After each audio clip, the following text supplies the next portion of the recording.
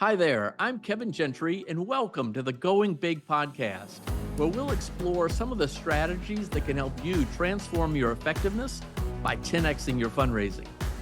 Each week, we'll sit down with some of the most influential business leaders, CEOs, and nonprofit visionaries to talk about leadership, the power of giving, and how you can make a real impact. If you want to make a transformational change to the cause you're working on, this is the place for that conversation. Also, take a look at our website, 10xstrategies.com. That's TENX strategies.com for lots of free marketing and fundraising resources. And be sure to sign up for the free weekly fundraising tips. Now, let's dive in. Well, ladies and gentlemen, so pleased to be back with you again today with Dr. Clay Routledge, really one of the world's foremost experts on the psychology of nostalgia. But more importantly, I think is the theme for today, the power of nostalgia as a force for good. So, Clay, it's always great to be with you. I'm so pleased that we could do this, especially at this time of the year. Could you start us off? What is nostalgia? Yes, and thank you, Kevin. It's great to be here as well. So you can think about nostalgia as a combination of emotion, like it's a feeling, right? Like when someone says they're nostalgic, that there's a sentimental feeling that pulls at their heartstrings, right? But it also involves memory. So it's feelings we have about specific memories or like generalized like memories about the past, like the times from the past that we tend to associate with being personally cherished or meaningful. So nostalgic memories are our special memories and the feelings wrapped around those special memories. Well, the history of nostalgia, which I think is fascinating. Tell us a little bit about the meaning of the term, its derivation, and is it true that people thought initially that nostalgia was some sort of mental illness? Is that true? It's it's even better than that. They thought it was a brain disease, perhaps of demonic cause. So you fast forward to today, right? Or even, like the modern era where we think about nostalgic advertising and think about go back to 1688 when the term was first coined by a Swiss physician to combine these two words, the nostos, which means homecoming or to return, and agos, which means pain or sorrow or like a painful longing. So nostalgia, the word, means like this kind of like longing for something that's pain, that from the past to return to something to the past, but it's painful, it's sad, it's difficult. Um, Now, I should say that 1688, that's when the word was coined. If you look back in literature, even 3,000 years to like Homer's Odyssey, you see the idea of nostalgia expressed, right? You see this like longing to return, this motivational power of trying to get to one's home, to one's loved ones. It's this prominent theme throughout literature, throughout history. But it wasn't until 1688 that we had a word for it. But what's funny, as you pointed out, when that word came about, it wasn't a positive thing. What the Swiss physician thought was he was observing these Swiss. They were really like you might consider like mercenaries that were being recruited to fight wars in the plains of Europe. They were coming down from their alpine homes and fighting wars in the plains of Europe, and they were presenting with all these like medical symptoms: sadness, loss of appetite, insomnia, fever, even fatigue. Um, and what they thought was, oh, these guys were also singing songs and telling stories about their homeland, right? So what the physicians thought is, oh, that stuff that they're talking about from home, that nostalgia they're feeling from home, is making them sick. It's an illness. And so originally that was the idea, and it was confined to Swiss mercenaries. Like this was a Swiss affliction. So then, it's great. It's content. This guy, Johannes Hofer, like who coined the term, who came up with that original idea, he proposed that.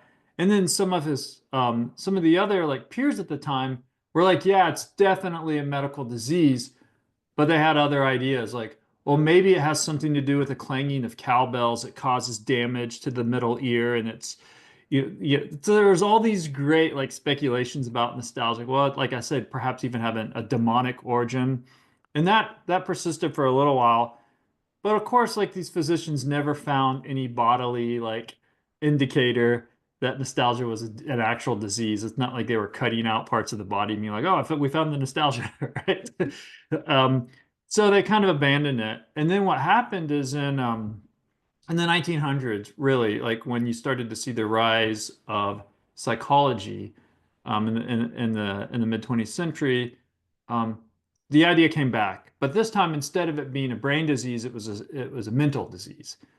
And they also thought, things like wild things like, oh, maybe it's people's like immaturity and they're yearning to even return to the womb, perhaps. Or, it's just like inability to grow up. And so there were all these wild ideas. And, even though like the basic idea had been abandoned by medical researchers, all the way up until World War I believe, there were soldiers diagnosed with nostalgia as a disease. There were a bunch of Union soldiers during the Civil War that were diagnosed with nostalgia. So clearly it escaped the Swiss and it spread around the world, this disease, to anyone, to immigrants, soldiers, refugees, people separated by home who were longing from home, were presenting with this supposed disease or this mental dysfunction. Of course, we don't think of it that way now, but that was definitely its origins. And yeah, it's a very, very wild and fascinating story. Well, fascinating. We've got so much to talk about, and I think this subject is just really extraordinary, and it has a lot of consequences for us, which we'll get into. But I got to confess up front, I'm a sucker for nostalgia. Everybody around me knows that I am. It does seem to be a little seasonal. I do think it Mhm. happens a little bit more in the fall once Labor Day passes, and we kind of ease into the change of the leaves and the temperatures and at least in the northern hemisphere and Halloween hits, and then there's Thanksgiving and Christmas and other holidays and everything about that. It really tugs at the nostalgic heartstrings, so to speak. But I mean, you're a trained psychologist. Is Mhm. is is everyone susceptible to feelings of nostalgia? Yes. So we've done quite a bit of research on this. Most people feel nostalgic fairly frequently, weekly, several times a week. That being said, there's another way to think about it. Most people are nostalgic, but there are like personality traits. Like most people are social, they like having friends. There are people who are more social, that are more extroverted, for instance. Like that, there are people that tend to be more nostalgic than others, even though we're all nostalgic at some level. And on top of that, we all tend to be more or less nostalgic at different times in our lives and in different seasons, as you pointed out, and based on different things we're going through. Your observation about the fall, isn't just you. We tend to become more nostalgic when the temperature gets cooler. And what's interesting about that is nostalgia actually makes us feel warmer. So, like one quick example of an experiment that tested this, they put people in a room. They controlled the temperature, the ambient temperature of the room you can control it, right? The temperature of a room, and then they set it to be colder um, in one room. In another room, they set it to be warmer, and then they gave people a nostalgia questionnaire. The people in the cold room felt more nostalgic than the people in the warm room, right? Suggesting coldness kind of brings it up.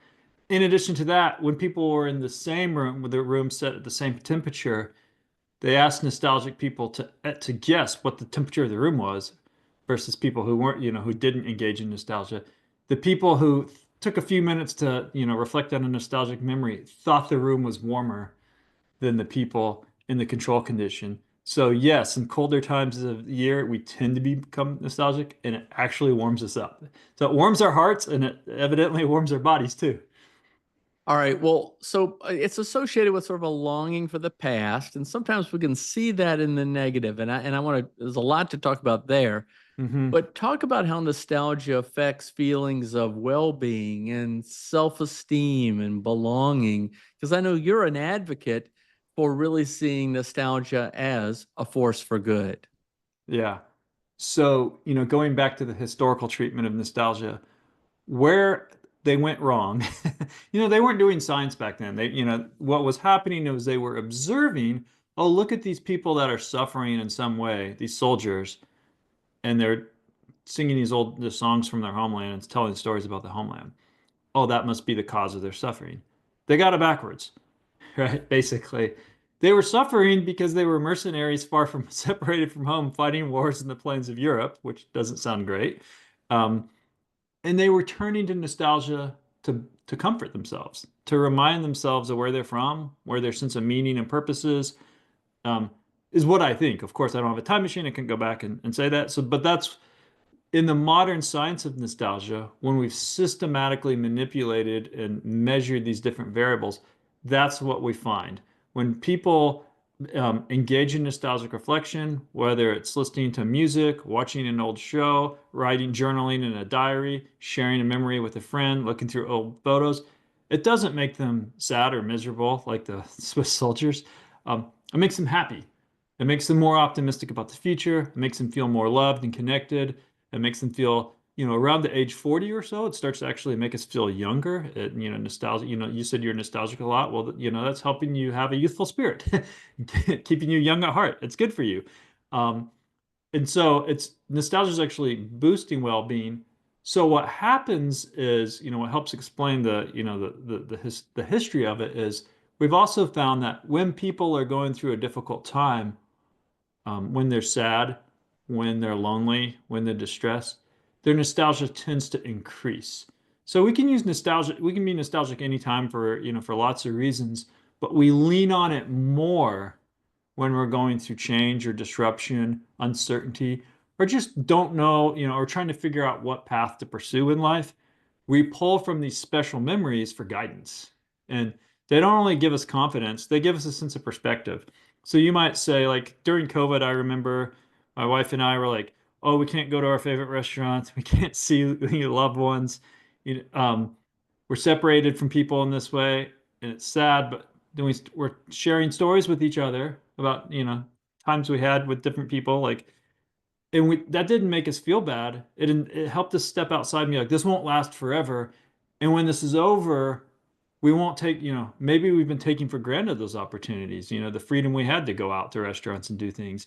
And we shouldn't take that for granted, and, in the future. And so those nostalgic memories inspired us to start planning, to start plotting, you know, our future. So it's not just that nostalgia boosts our well-being, which it does, and it boosts our self-esteem, our self-confidence, our motivation, makes us feel loved and connected, but it also like helps push us forward to figuring out and prioritizing the things in life that will make us continue to flourish.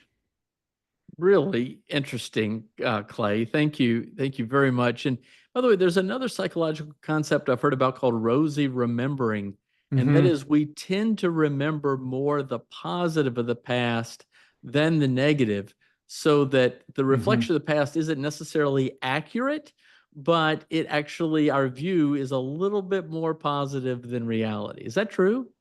So yeah, there's this concept called fading affect bias, and what it is which is we generally think of as good for us, which is the emotional impact of negative experiences tends to fade faster than the emotional impact of positive experiences, which is good. In fact, when it doesn't happen, people tend to be more at risk for things like depression, right? Or if they're just constantly like thinking about the bad things.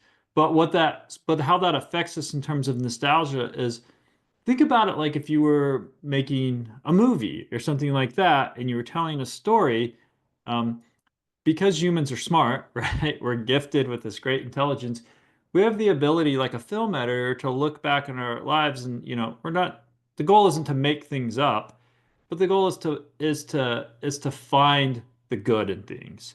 So you might have we collected a bunch of nostalgic memories from people in southern England where I lived when we were doing this research, who were children during World War II.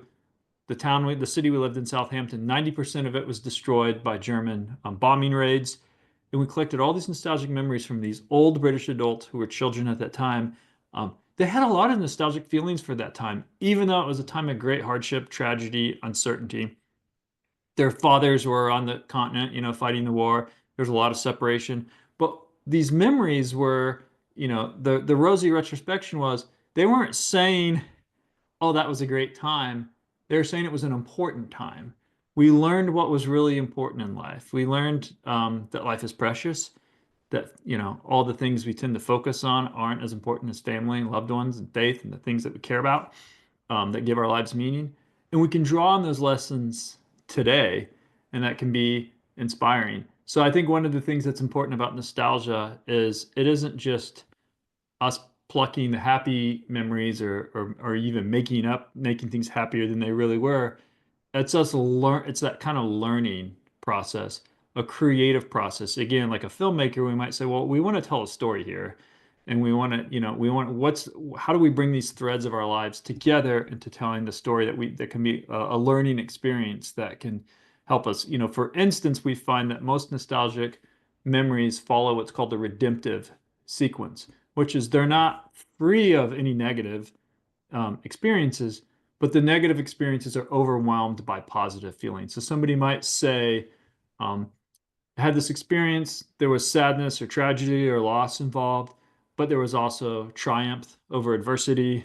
There was a reminder of what was important. It's these kind of bittersweet elements of nostalgia, but particularly the redemptive feelings that I grew, I learned from this.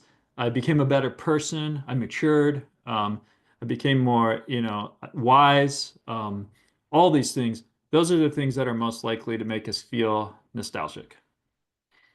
Oh, okay. All right. One more point along these lines. Mhm. Is this correct? Someone explained to me that with respect to something like Thanksgiving, which is pretty universally celebrated in the United States, Mhm. um, we have these positive feelings about celebrating Thanksgiving, but not necessarily in the moment Right. is it as positive as our feelings about it will be.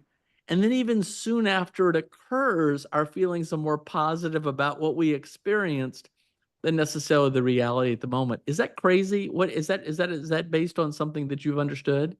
Yeah, so again, I think part of what makes humans like life so enriching and fulfilling and complex and rewarding is like our ability to make sense of complex emotional situations. So at in the moment, a Thanksgiving meal might involve stress over having a bunch of family and people over. Is the food done right? Is everything perfect? Are people fighting about that? There's all these things going on. In addition to the laughs and the fun, there's a mix of positive and negatives that it's kind of hard to organize or make sense of in the moment because you're just living it. You're just getting through it. And there certainly are points where you can savor and enjoy and all of that. But after the fact, I'm not saying people are consciously doing, they're not sitting there consciously doing this, but what your brain does is it wants to make sense of this. It wants to weave together a narrative that can kind of like, how was that experience on the whole, holistically? And that's where you're right. It's like that's when we're able to step outside of it and be like, oh, okay, like we pulled it off. We did it. I mean, another example would be, that's not Thanksgiving, is like think about doing something actually very difficult or unpleasant that is physically demanding, like running a marathon. Now, in the moment, if you were able to survey people at mile 10 or mile 18 or whatever, how they're feeling, they're going to be like, everything hurts. I want to quit. This is miserable. Now, if you ask them the next day, they're going to feel a great sense of accomplishment. They did it. They made it. It was they achieved their goal. And so I think a lot of, I'm not saying Thanksgiving is exactly like that, but a lot of the things we care deeply about that we put a lot of work into that can be difficult and sometimes chaotic and have emotional ups and downs are extremely rewarding, but it takes a little bit of that perspective after the fact, to fully appreciate it.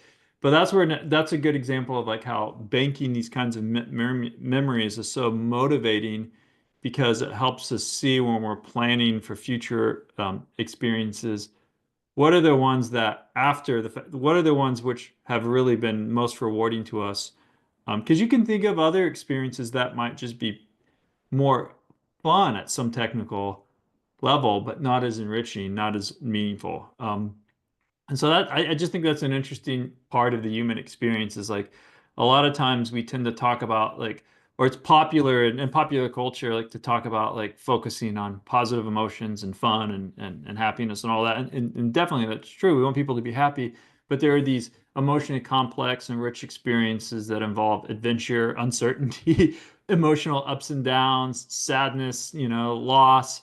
These are the things that often make life meaningful, and a lot of our most cherished memories involve some of those elements, bittersweet elements. Interesting. I think it was Jonathan Edwards, the great uh, uh, uh,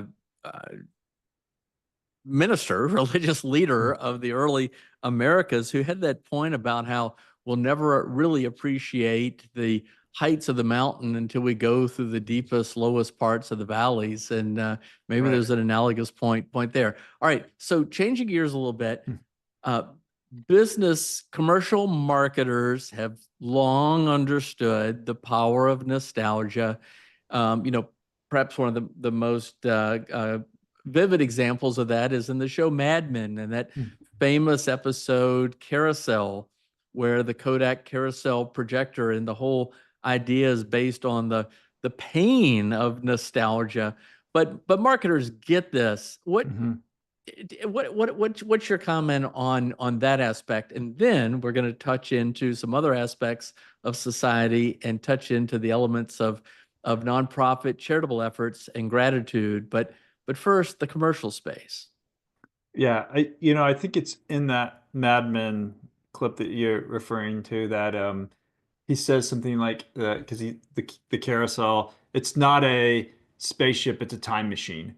And one of the things again, like I'm over here cheerleading like the like the intellectual capacities of humans and how that's so great. But one of our unique abilities is to mentally time travel, right? You and I can sit here and share experiences from our past, and we can even think about ideas and goals for the future. And I think one of the things advertisers and marketers understand, well, first of all, they understand because there's lots of research on this that people tend to aesthetically like products from their youth. Like there's something about the time when we're really becoming ourselves, like developing our own goals. We're not, our parents aren't just telling us what to do. We're like figuring out our own life, choosing our own relationships, our own path, and priorities and all that. There's something about that time. I don't really know why, but maybe it's something to do with brain development in which we kind of lock into like the aesthetic, the fashions, the music, the movies. Um, in this research, for instance, advertisers found that men think the cars from their teenage years are the best cars. Right? Aesthetically, like they're not saying they're technically superior cars, they're just saying they like that style. So advertisers understand that there's some kind of pull of what's sometimes referred to as the reminiscence bump from our youth that we like things that remind us of our youth. In addition to that, what I think advertisers and marketers are increasingly appreciating is that a lot of products or media content or things that we're purchasing or consuming that make us feel nostalgic, that product is often like a connection point or a symbol for something deeper. So somebody might, when you listen to, think about music. When you listen to a song that makes you nostalgic, chances are it's reminding you of people you were with. If you like classic cars or something like that, you feel nostalgic for them, chances are there's a story behind that of you worked on these cars in the garage with your dad, and it's about a relationship. So even our relationships with products that marketers are, are trying to build advertising for, are really deep down relationships with people. Years ago, this reporter from the Wall Street Journal called me she's working on a piece, but she was also like, it was a little bit of me search because she was like, Clay, why am I online trying to buy all these antique dishes that my mom actually tried to give me, but I didn't want them when I was a young woman because I was like, I don't want these old lady dishes. And now my mom's gone. and I'm trying to find these dishes. Why? So, there's a lot of like objects, like products, like things that like they connect us to those deeper memories. And so I think advertisers, understand that. Companies understand that we have relationships with brands in part because those brands are woven into our lives and the relationships in our lives. So the more advertisers understand that and appreciate that it's not just a superficial thing. There's something deeper to our connection with brands and products. I think the more nostalgia that they can understand how to use nostalgia in a way that aligns their interests with the interests of consumers. Fascinating. Yeah, I remember my growing up on, I think they were called the shiny bright Christmas ornaments, which were Mm. produced after World War II and were kind of like at a, five and dime store. And my mom even wanting to give them away to us, and none of us wanted them. And now we all want them today because it reminds us of growing up at that particular time. And I even went to our local Starbucks this morning. I told you I'm a sucker for all this kind of stuff.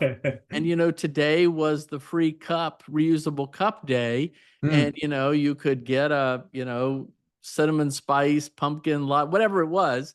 And it's all wrapped up into the same thing. And the local Starbucks was a mob scene. I was like, why? Yeah. Well, Yeah. it's anyway. All right, let's shift gears to a different but similar subject.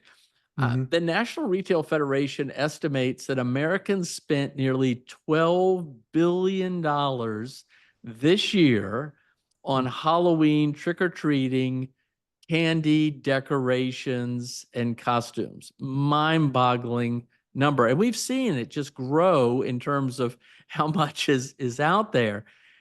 Is it true? Okay, so the amazing It's a Great Pumpkin Charlie Brown peanut special Yeah. from the 1960s, Yep. nearly 60 years old, maybe 60 years old.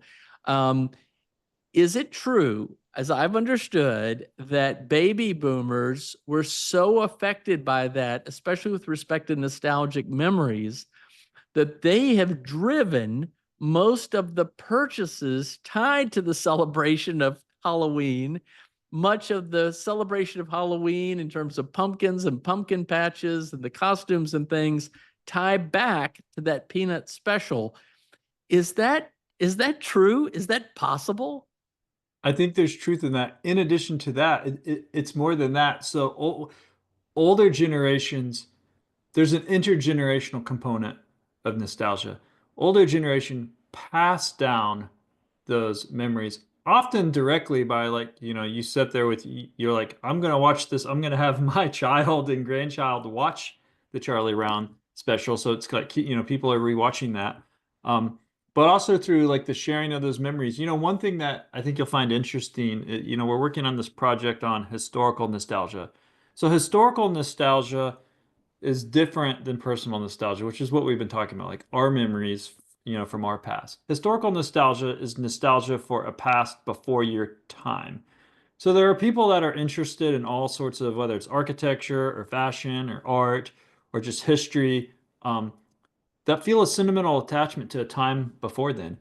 And something that we found recently in some surveys, and is also you're seeing this in purchasing trends, is Gen Z, like the young adults who really grew up in the age of the internet, who are often referred to as digital natives, are driving a lot of historical nostalgia trends. So they're into things that are from before their time, which I think this connects to your baby boomer point about they're they're looking for like connection with older generations and how life was like before them.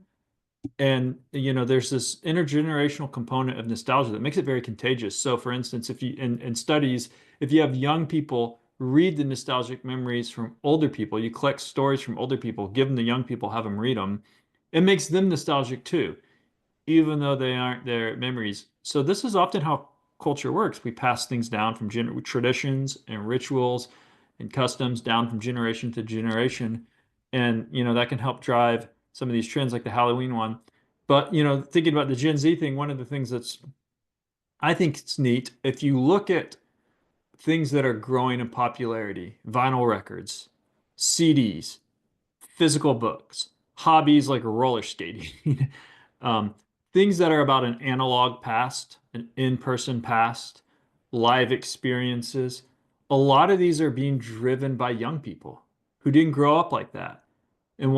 So if you look at the model of nostalgia that we do as psychologist, that I've done as a psychologist, what you can think of is like oftentimes when people aren't satisfied or they're looking for direction, which all of us are not satisfied at some level. It's part of the human condition to never be 100% satisfied, which helps us advance things, right? We're like, okay, we'll tinker with that a little bit. We can improve that a little bit more. We can make that TV bigger. We can make this food taste better. Like we're always looking for improvement.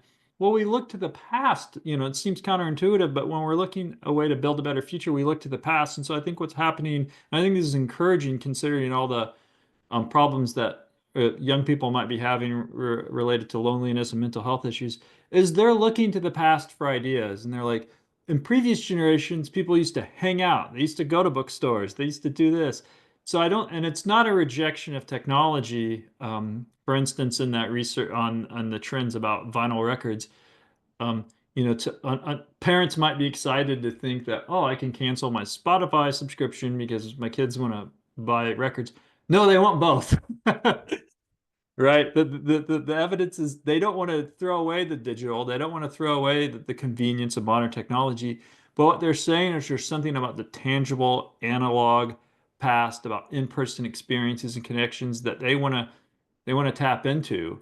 And older generations are the guide for that. And so this is one of the reasons I think intergenerational friendship and family connections and relationships are so important, is because it's not just Halloween. There's all these holidays and traditions and cultural um, movements and ideas, experiences that young people are very, very fascinated with, very, very curious about, and they want them passed down to them, and they want to learn about that stuff.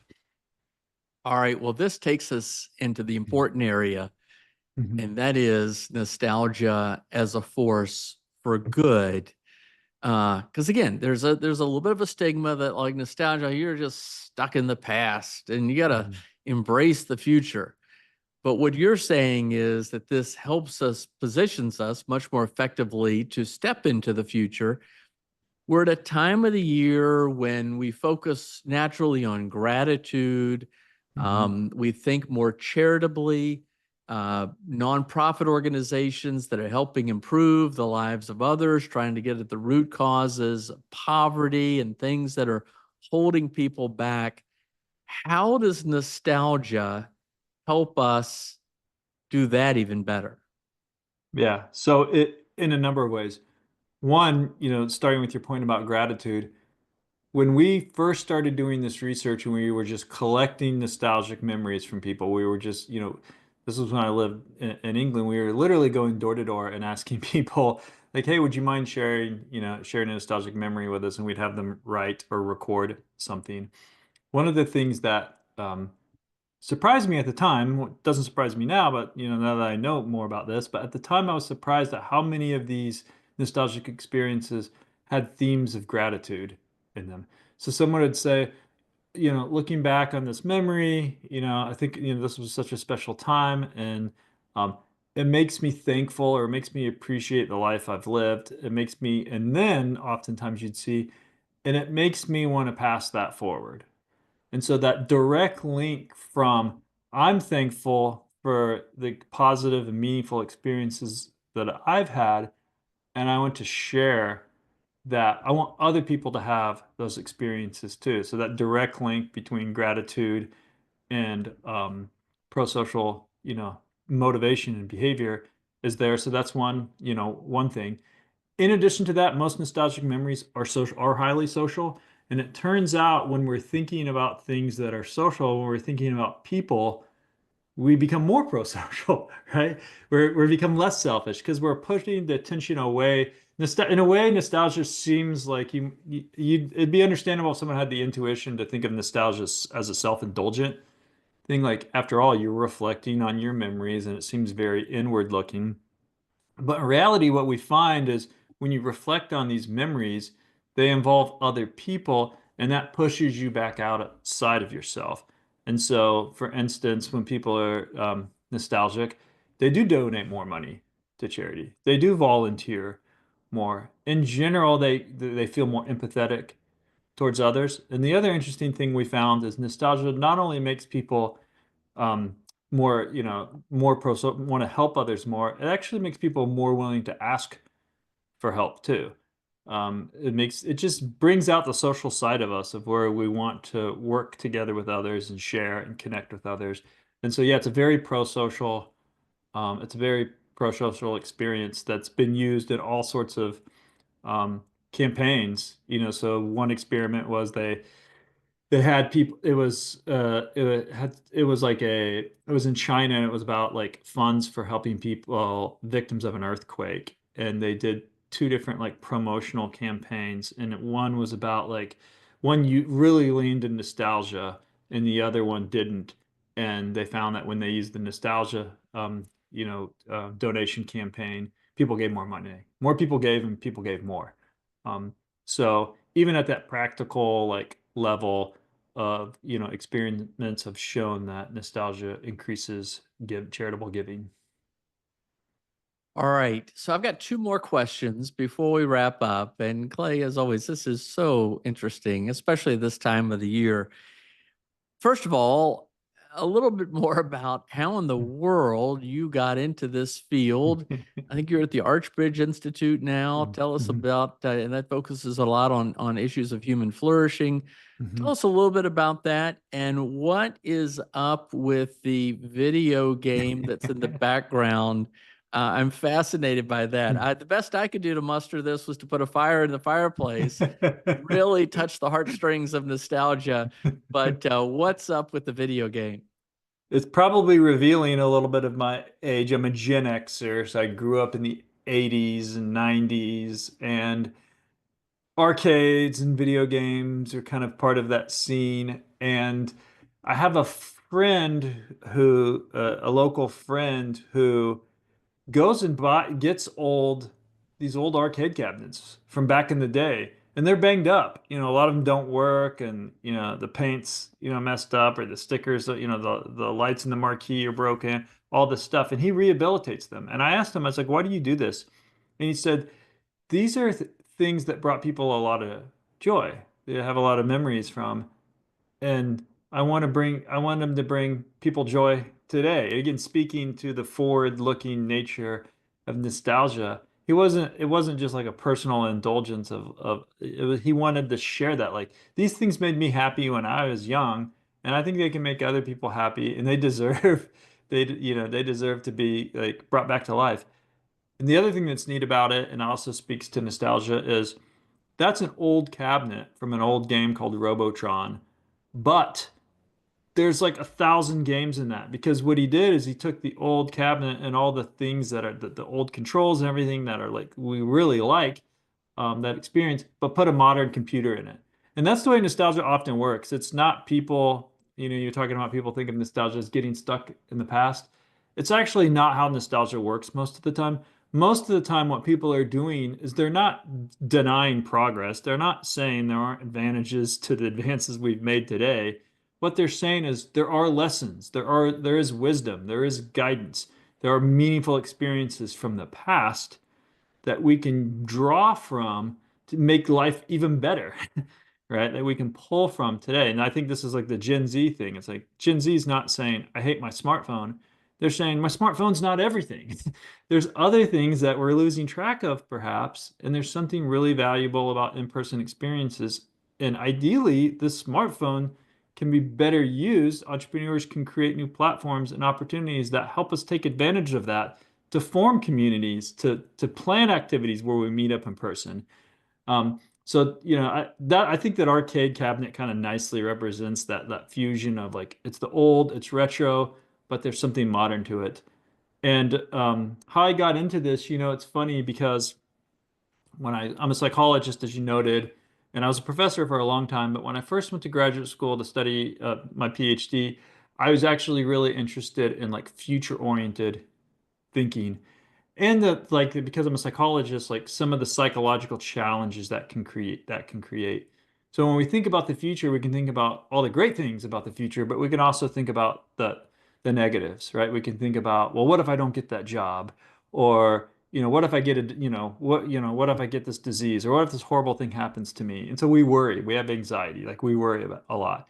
And so what I was interested in is if our ability to think about the future is important for us to plan our lives and to build our lives and to advance society, but also creates this potential for fear and anxiety and uncertainty, do we potentially use that same time traveling ability to go backwards to comfort ourselves?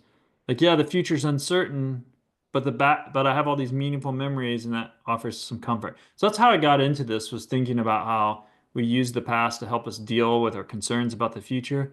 What I didn't realize at the time, this was, tw almost 25 years ago, was how much nostalgia is so much more than just a source of comfort. And it was really through this process of research and discovery that we started to figure out it's much more than something that like makes us feel comfortable when life is uncertain. It's actually a source of like inspiration and motivation and a real driver of civilizational progress, because it gives us a lot of ideas and inspirations to want to make the world a better place for ourselves, for our children, for our society at large. And so it's funny just because, I started very much thinking explicitly about the future that ended up taking me down this path to study nostalgia, which came back around to me thinking about the future again because nostalgia plays such an important role in shaping how we approach the future, from the decisions we make, the goals we pursue, the relationships we prioritize, and everything. Nice, nice. Well, you've got a great book, Past Forward: How Nostalgia Can Help You Lead a More Meaningful Life. Recommended strongly, very much tied into this. Clay, at this time of the year, for us personally, we have Thanksgiving ahead. I think back on the Charlie Brown Halloween special, and Hmm. all that sort of the music that played. What was the jazz trio? Oh Of yeah, course, yeah. it was in all of the Charlie Brown Peanut specials, and how that, hearing that today pulls you back. We'll go get our Christmas tree and cut it down and do it on a certain day. The night before Thanksgiving, we try to watch Planes, Trains, and Automobiles, arguably the greatest comedy ever, with John Candy and Steve Martin. They often said they had more fun making that together than any other film. It's a great way. If you can get through some of the language, it's a great way to prepare yourself for Thanksgiving, all this stuff. But here's my ending question. Hmm. This is the Going Big podcast. It's designed to help motivate, inspire those who are really trying to make a difference in the world for good, to think about how to do it in a bigger, more consequential way. I think really you've stumbled upon something that's huge. And just as commercial marketers have tapped the power of nostalgia, those who are working to help improve the lives of others, they can figure out ways to tap this more effectively too. So why don't you just carry us out here? Anything that you might say, because you've essentially said you've devoted your life to utilizing this, and there's, I don't know of anybody else that's done this. So you've got a hole in the marketplace. But but for nostalgia as a force for good, you can close this out however you'd like, Clay. The floor is yours. Yeah, before I do, can I ask you a question just out of curiosity? Absolutely. The young people in your family, do they enjoy what? I know the answer to this. I can guess the answer, but you were talking about planes, trains, and automobiles. This is not from their generation, but did they enjoy watching this with you? Yeah, that's a great question. And I guess we'd have to ask them, but I think we still watch it all together. I do think there's an element of looking forward to watching it and then thinking that we did watch it. But while we're watching it for the 30th time, it's getting a little old and tedious in parts. So there is an element like the Thanksgiving thing. But I think about stuff like Star Wars, which came out in Hmm. 1977, and how our kids were affected by that. And then they're still affected by that in many ways. So it's probably a subject too complicated for me. But yeah, I think there's an element of the experience, we'll say the journey more than the destination, Yeah. that makes it something that's important. Yeah, I was asking because I've done some nostalgia advising work with companies such as Warner Brothers and some other streaming services. And one of the things that's been interesting in that is the discovery that A lot of the most popular movies on streaming services are old movies that, and it's young people often watching them, like Shawshank Redemption.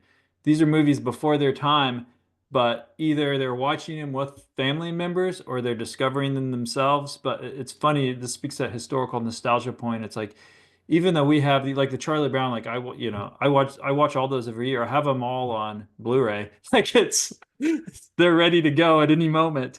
And and I watched them. I had my kids watch them. It's just we pass those things down. So I was just curious if that was Star Wars too. I was just curious if that was your experience as well. Our But son yeah, introduced me to Shawshank Redemption. I don't know how I'd missed it over the years, oh but he suggested that I watch it a few months ago, and it truly is one of the best movies ever made. But you hit the nail on the head there, Clay.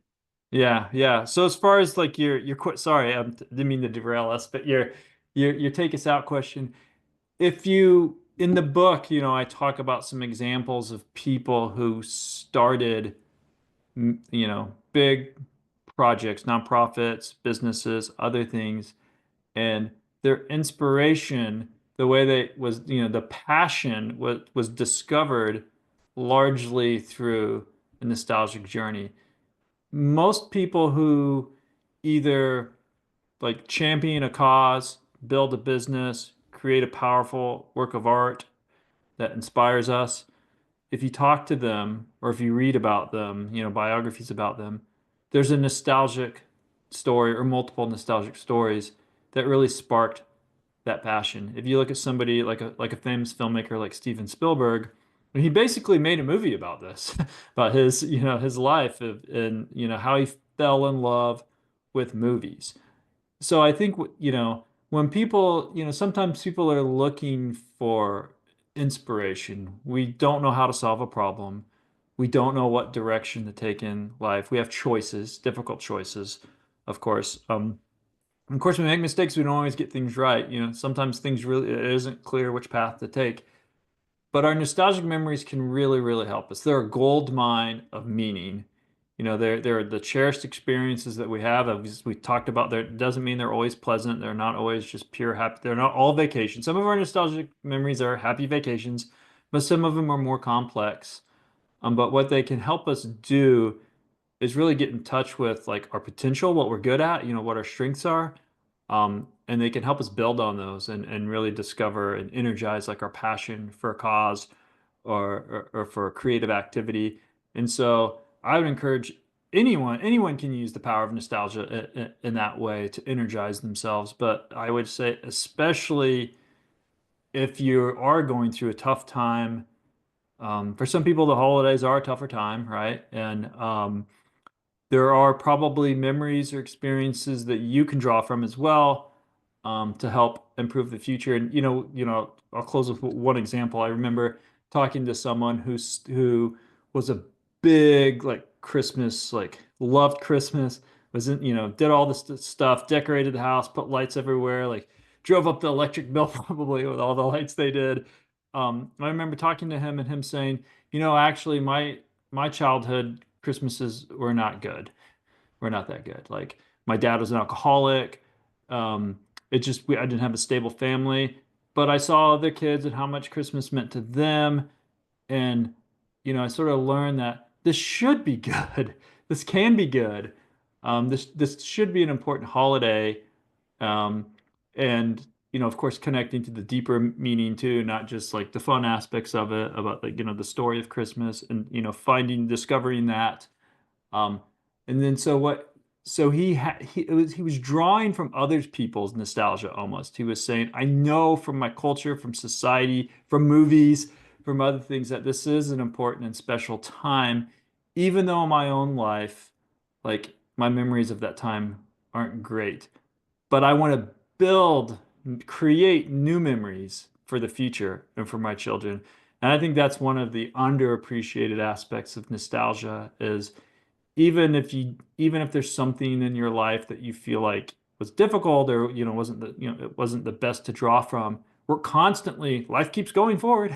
So we're constantly have the opportunities to build new memories. And that's what he was doing. He's saying, I'm going to make Christmas something that's good for my children. And they're going to have these memories, and I'm going to have these memories with them. And so that, I would just close with that as well, as like, it's never too late to create new memories, because we just keep going forward. And so, especially for people who are kind of, there's some cynicism sometimes around nostalgia because of that. And they'll say, well, I don't have those memories that you have, Clay.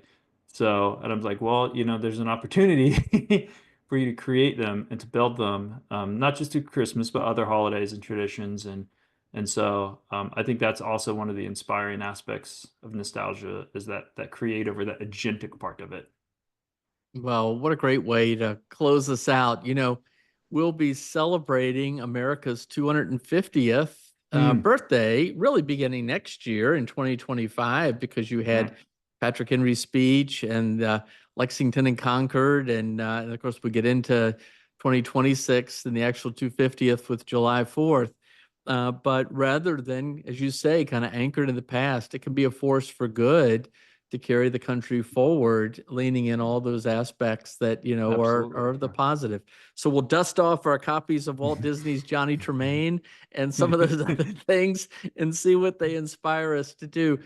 Dr. Clay Routledge, thank you Mm. so much. You've really, I think, helped us truly understand. You've defined, illustrated nostalgia as a force for good, but I think you've motivated us to think big about how it can be utilized in a much more consequential way.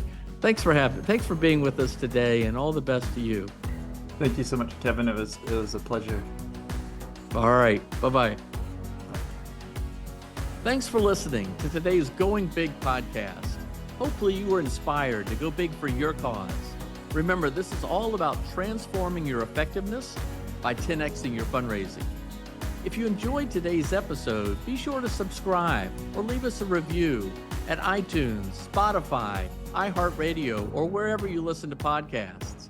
You can also catch this episode on YouTube. And also, there are lots of resources available to you at my website, which is 10xstrategies.com. That's TENX strategies.com. You can sign up also for our free weekly fundraising tips. This is all about helping you get to the root causes of some of the biggest problems in society today by transforming your fundraising and your effectiveness. Thanks again. We'll see you again soon. Bye-bye.